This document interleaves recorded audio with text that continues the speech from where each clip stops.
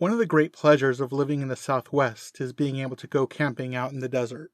There's just something really relaxing about being out in the brush, surrounded by all the different shades of brown and yellow and green, the heat of the sun beating down on you, then the relief that comes with the coolness of night. Last Friday I decided I needed a break, so I packed up the truck and made my way out into the desert.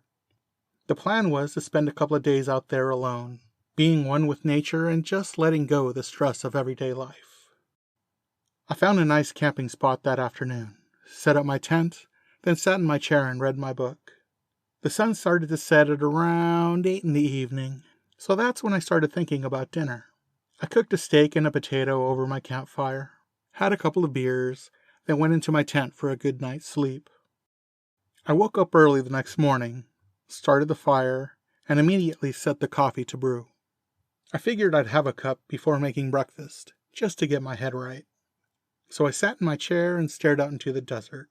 The morning air cooled my face while my back was warmed by the campfire, and my belly was warmed by the coffee. I was lost in my thoughts as I watched the green and blue bushes sway in the breeze, when I was startled by the sound of someone clearing his throat.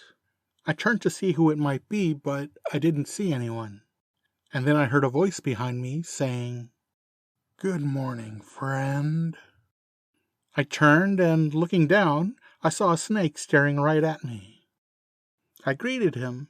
"Oh, good morning, friend snake. How are you this fine day? My tent isn't disturbing you, is it?" "Oh, no, you're fine. I was just out for a morning stroll, thinking about breakfast, when I saw you and thought I'd stop by and see how you were."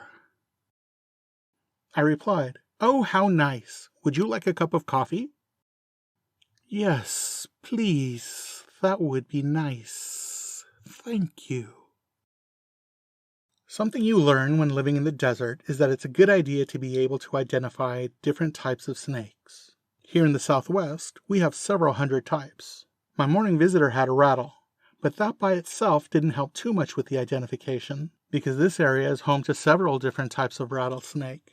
The diamond print on his rose-colored skin helped narrow it down, but it was the shape of his eyebrows that really brought it down to two possibilities. He was either a southern basin diamander or a salty desert bushcrawler.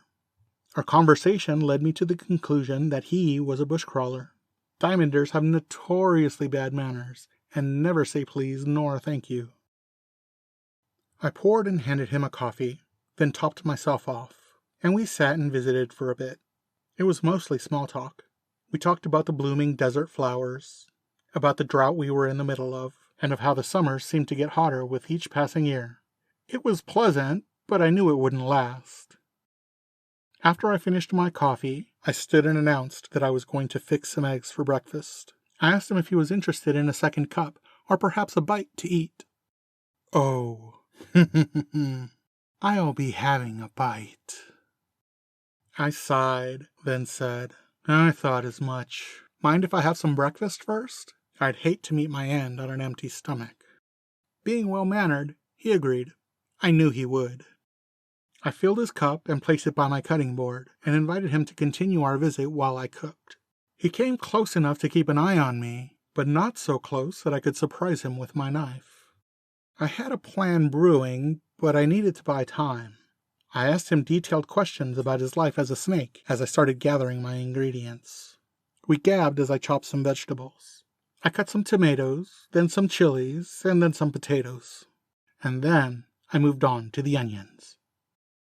Now, it's common knowledge that snakes have ducts in their fangs connected to their venom glands. That's how it normally works. They secrete venom when they bite you, delivering the double whammy. But something that not everyone knows about bushcrawlers is that their venom gland is also connected to their tear ducts. So, when bushcrawlers cry, they secrete their venom as tears. So, as I started chopping my onion, I asked him about the relations between the various types of snakes. You know, the politics of snakedom. This kept him talking as I worked. I then asked him about his family and other close relations, which kept him talking as I chopped up a second onion. Then I asked him about romance and lost love, which kept him talking as I cut a third onion. It was at this point that he figured out what I was doing. Talking of lost love made him wistful, which brought direct attention to the tears in his eyes. But then he put together that he had been crying for quite some time, and that his tears had nothing to do with regret over love long gone. The snake struck out at me, sinking his fangs into my left forearm. It certainly hurt, but neither of us knew if it would go beyond that.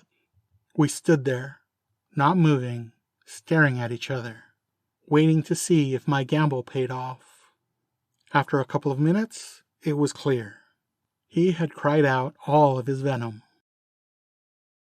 So, there we were, his fangs deep in my left forearm, his body stretched across my cutting board, and me holding a knife in my right hand. My initial plan was to have some ham with my eggs and potatoes. It turns out that snake is a pretty good substitute for ham. It was a nice breakfast.